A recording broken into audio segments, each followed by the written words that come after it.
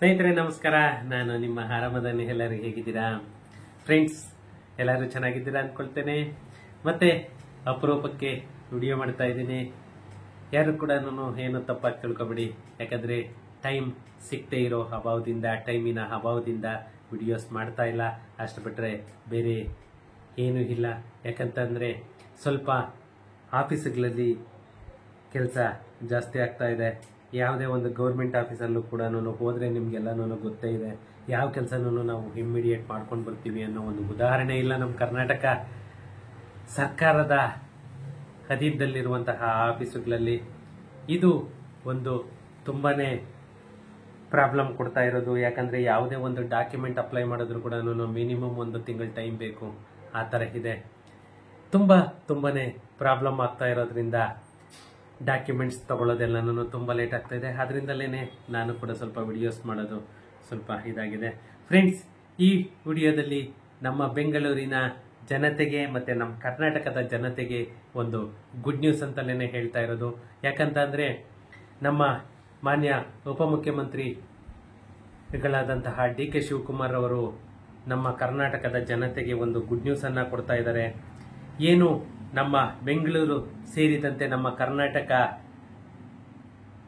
ಕರ್ನಾಟಕದ ಎಲ್ಲ ಆಸ್ತಿಗಳ ಖರೀದಿ ಮತ್ತೆ ಮಾರಾಟದಲ್ಲಿ ಯಾವುದೇ ಮೋಸ ಆಗಬಾರ್ದು ಅನ್ನೋ ಕಾರಣಕ್ಕೆ ನಮ್ಮ ಕರ್ನಾಟಕ ಸರ್ಕಾರ ಕಳೆದ 1 ವರ್ಷದಿಂದ ಎಲ್ಲ ಆಸ್ತಿಗಳಿಗೂ ಕೂಡ ಈ ಖಾತಾ ಅನ್ನೋ ಒಂದು ಕಾನ್ಸೆಪ್ಟ್ ಅನ್ನ ತಗೊಂಡು ಬಂದಿದ್ದಾರೆ. ಇದು ಕಡ್ಡಾಯ ಕೂಡ ಮಾಡಿದ್ದಾರೆ. ಇದಲ್ಲದೆ ಈ ಖಾತಾ ಕಡ್ಡಾಯ ಮಾಡಿರುವುದರ ಹಿಂದೆ ಆಸ್ತಿ ತೆರಿಗೆ ವ್ಯಾಪ್ತಿಯಿಂದ ವಂಚಿತವಾದಂತಹ ಎಲ್ಲ ಆಸ್ತಿಗಳನ್ನ ಕಂದಾಯ ವ್ಯಾಪ್ತಿಗೆ ತರಬೇಕು ಅನ್ನೋದೇ ನಮ್ಮ ಕರ್ನಾಟಕ ಸರ್ಕಾರದ ಗುರಿ. ಏನು ಈ ಟ್ಯಾಕ್ಸೇಷನ್ ಇಂದ ಹೊರಗಡೆ ಇದೆ ಎಲ್ಲ ಆಸ್ತಿಗಳನ್ನು ಕೂಡ ನಾವು ಕಂದಾಯ ಆಸ್ತಿ ವ್ಯಾಪ್ತಿಗೆ ತರಬೇಕು ಅನ್ನೋದು ಒಂದು ಮೇಜರ್ ಥಿಂಕಿಂಗ್. ಇದಕ್ಕೆ ಸುಮಾರು 1 ವರ್ಷದ ಹಿಂದೆ ಸೆಪ್ಟೆಂಬರ್ ತಿಂಗಳಲ್ಲೇನೆ ನಾಂದಿಯನ್ನ ಹಾಡಿದ್ರು.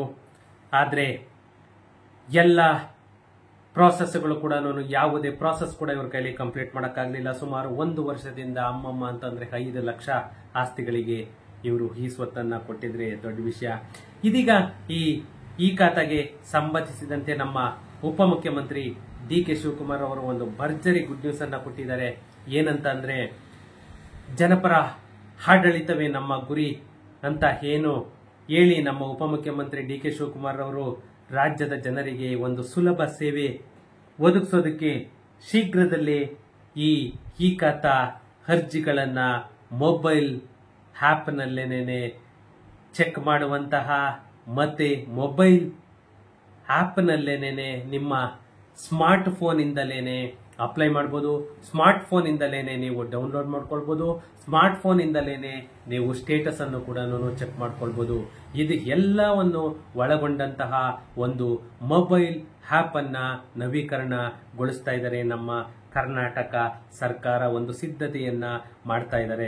ಯಾಕಂತಂದ್ರೆ ಈ ಮೊಬೈಲ್ ಆ್ಯಪ್ ಅನ್ನ ಬಿಡುಗಡೆ ಮಾಡೋದಕ್ಕೆ ಎಲ್ಲ ರೀತಿಯ ಒಂದು ವ್ಯವಸ್ಥೆಯನ್ನು ಕೂಡ ನಮ್ಮ ಕರ್ನಾಟಕ ಸರ್ಕಾರ ಮಾಡ್ಕೊಳ್ತಾ ಇದೆ. ಇನ್ನೇನು ಕೆಲವೇ ದಿನಗಳಲ್ಲಿ ಅಂತಂದ್ರೆ maximum within the month end ಒಳಗಡೆ ನಮ್ಮ ಕರ್ನಾಟಕ ಸರ್ಕಾರ ಮೊಬೈಲ್ ಆ್ಯಪ್ ಅನ್ನ ಅನೌನ್ಸ್ ಮಾಡ್ತಾ ಇದೆ. ಈ ಮೊಬೈಲ್ ಆ್ಯಪ್ ಇವಾಗ ಜಸ್ಟ್ ಬೆಂಗಳೂರಿಗೆ ಮಾತ್ರನೇ ಸೀಮಿತವಾಗಿರುತ್ತೆ. ತದನಂತರ ಆ ಮೊಬೈಲ್ ಆ್ಯಪ್ ಅನ್ನ ದಿನೇ ದಿನೇ ಎಲ್ಲ ವಿಲೇಜಸ್ ಕೂಡ ಅಂದ್ರೆ ಗ್ರಾಮೀಣ ಭಾಗಕ್ಕೂ ಕೂಡ ಒಂದು ಸ್ಪ್ರೆಡ್ ಆಗೋ ರೀತಿಯಲ್ಲಿ ಡೆವಲಪ್ ಆಗ್ತಾ ಇದೆ. ಯಾಕಂತಂದ್ರೆ ಯಾವುದೇ ಒಂದು ಅಪ್ಲಿಕೇಶನ್ ಆಗಲಿ ಅದಕ್ಕೆ ಇಷ್ಟು ಕೆಪಾಸಿಟಿ ಅಂತ ಇರುತ್ತೆ. ಅದಕ್ಕೆ ಪೂರಕವಾಗಿ ಯಾವ ರೀತಿ ನಾವು ಒಂದು ಅಪ್ಗ್ರೇಡ್ ಮಾಡ್ಬೋದು, ಯಾವ ರೀತಿ ಪ್ರತಿ ಊರಿಗೂ ಅಂದ್ರೆ ನಮ್ಮ ಇಡೀ ಕರ್ನಾಟಕಕ್ಕೆ ಯಾವ ರೀತಿ ಎಲ್ಲ ಆಸ್ತಿಗಳು ಕೂಡ ಆ ಮೊಬೈಲ್ ಆ್ಯಪ್ ಅಲ್ಲೇ ಬರೋ ತರ ಮಾಡಬೇಕು ಅಂತ ಹೇಳ್ಬಿಟ್ಟು ನಮ್ಮ ಕರ್ನಾಟಕ ಸರ್ಕಾರ ರೆಡಿ ಮಾಡ್ತಾ ಇದೆ. ಇದು ಇನ್ನೇನು ಆಲ್ರೆಡಿ ರೆಡಿ ಆಗೋಗಿದೆ ಮೊಬೈಲ್ ಆ್ಯಪ್. ಇನ್ನೇನು ಕೆಲವೇ ದಿನಗಳಲ್ಲಿ ಆ ಮೊಬೈಲ್ ಆ್ಯಪ್ ಅನ್ನು ಕೂಡ ಅನೌನ್ಸ್ ಮಾಡ್ತಾ ಇದ್ದಾರೆ. ಇನ್ನು ನಮ್ಮ ಗ್ರಾಮೀಣ ಭಾಗಕ್ಕೆ ಸುಮಾರು ಅಪ್ಲಿಕೇಶನ್ಗಳು ಕೂಡ ಬರ್ತಾ ಇದೆ. ಯಾಕಂದ್ರೆ ಒಂದೊಂದು ಕೂಡ ನಮ್ಮ ಕರ್ನಾಟಕ ಸರ್ಕಾರ ಡೆವಲಪ್ಮೆಂಟ್ ಮಾಡ್ತಾ ಇದೆ. ಇದರಲ್ಲಿ ಒಂದು ಅತಿ ಮುಖ್ಯವಾದಂತ ಅಂದ್ರೆ ಈ ಖಾತಾ ಮೊಬೈಲ್ ಆ್ಯಪ್. ಇದು ಕೆಲವೇ ದಿನಗಳಲ್ಲಿ ಅನೌನ್ಸ್ ಆಗ್ತಾ ಇದೆ.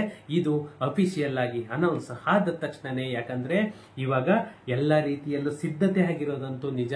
ಟೆಕ್ನಿಕಲಿ ಅದು ವೆರಿಫಿಕೇಶನ್ ಆಗ್ತಾ ಇದೆ. ಒಂದು ಸಾರಿ ಸಕ್ಸಸ್ ಅಂತ ಅಂದ್ರೆ ಆ ಅಪ್ಲಿಕೇಶನ್ ಅನ್ನು ಕೂಡ ಜಾರಿಗೆ ತರುತ್ತೆ ನಮ್ಮ ಕರ್ನಾಟಕ ಸರ್ಕಾರ. ಇದು ಆಲ್ರೆಡಿ ಎಲ್ಲಾ ಕಡೆಗೂ ಕೂಡ ವಿಷಯ ಸ್ಪ್ರೆಡ್ ಆಗಿದೆ. ಇದು ಇನ್ನೇನು ಕೆಲವೇ ದಿನಗಳಲ್ಲಿ, ಅಂದ್ರೆ ತಿಂಗಳು ಹೇಳ್ಕೊಂಡು ಹೋಗೋ ತರ ಇಲ್ಲ, ಎಲ್ಲ ಈ ದೀಪಾವಳಿ ಹಿಂದೆ ಮುಂದೆನೇನೆ ನಿಮ್ಗೆ ಬಿ ಖಾತೆಯಿಂದ ಎ ಖಾತಾ ಆಗ್ಬೋದು, ಅಥವಾ ಮೊಬೈಲ್ ಆ್ಯಪ್ ಆಗ್ಬೋದು, ಅಥವಾ ನಿಮ್ಗೆ ಗ್ರಾಮೀಣ ಭಾಗದ ಈ ಖಾತಾ ಆಗ್ಬೋದು. ಎಲ್ಲ ಕೂಡ ದೀಪಾವಳಿಗೆ ನಮ್ಮ ಕರ್ನಾಟಕ ಸರ್ಕಾರ ಗುಡ್ ನ್ಯೂಸ್ ಅನ್ನ ಕೊಡ್ತಾ ಇದೆ. ಓಕೆ ಫ್ರೆಂಡ್ಸ್, ಕಾಯ್ದು ನೋಡೋಣ ಎಷ್ಟು ದಿನದಲ್ಲಿ ಅನೌನ್ಸ್ ಮಾಡ್ತಾರೆ. ಸಿಗೋಣ ನೆಕ್ಸ್ಟ್ ವಿಡಿಯೋದಲ್ಲಿ. Thank you.